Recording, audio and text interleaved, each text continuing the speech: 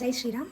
Last పార్ట్లో మనము హనుమంతుడు ఎలాగోలా లంక లోపలికి ఎంటర్ అయిపోతాడు కదా, ఇంకా సీతమ్మ కోసం వెతకడం స్టార్ట్ చేస్తాడు. అది ఎలా అనేది ఇప్పుడు చూద్దాము.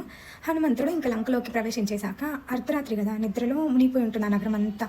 ఇంకా హనుమంతుడు జాగ్రత్తగా పరిశీలిస్తాడనమాట. మొత్తం వీధులు అన్నీ చూస్తాడు. ఇంకా ఒక్కొక్క రాక్షసుల కోటలు, ఇంకా శ్రీల మందిరాలు, అలా అశోకవనాల దగ్గరకు అంతా వెళ్తాడనమాట. అన్నిటినీ చూసేశాక అసలు అనుకుంటాడు, ఏంటి అసలు సీతమ్మ కనిపించట్లేదు, అసలు ఆమె లేనట్టుంది అనేసి అనుకుని, కానీ హనుమంతుడికి తెలుసు ఆ ముందు కేవలం రావణుడే దాచిపెట్టుంటాడు ఎక్కడో ఒక దగ్గర అని. అంతలో ఒక బొజ్జాయి రాక్షసి, ఆవిడ పేరు త్రిజట. ఆమె అసలు ఒక వృద్ధురాలన్నమాట. ఆమె ఒక కలగంటూ ఉంటుంది. ఏమని, ఆ కళ్ళలో ఒక దివ్య దృశ్యం చూసింటుంది. రాముడు దూత వచ్చినట్లు, రావణ్ణి రాజ్యం నాశనం చేసినట్లు అట్లా. ఆమె టక్కుమని గబగబా నిద్ర లేచి సీతమ్మతో చెప్తుంది, తల్లి రాముడు వచ్చాడు, నీ దుఃఖాన్ని అంతం చేస్తాడు అని. అది మన హనుమంతుడు వింటాడనమాట. ఇంకా ఆశతో ముందుకు వెళ్తాడు. ఇంకా అశోకవనంలోనికి అడుగు పెడతాడు. అక్కడ మొత్తం పెద్ద పెద్ద చెట్లు, తోట, ఇంకా బోధి చెట్లు, పుష్పాలు అలా ఉంటాయి ఆ ప్రదేశం అంతా.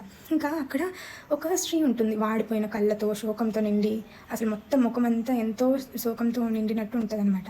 ఆవిడే మన సీతమ్మ. ఇంకా హనుమంతుడికి కన్నీ లాగట్లేదు.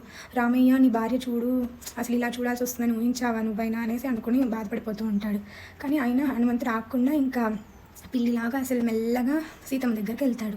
ఇంకా కనిపించకుండా ఉండేలాగా ఒక చెట్టు పైన కూర్చుంటాడు అనమాట. అలా హనుమంతుడు చెట్టు మీద నుంచి సీతమ్మను అసలు చూస్తూ తన రాక ఎలా అయినా తెలపాలి అనేసి ఇంకా చూస్తూ ఉంటాడనమాట. దాని తర్వాత ఏమైందో నెక్స్ట్ పార్ట్లో చూద్దాము. Thank you.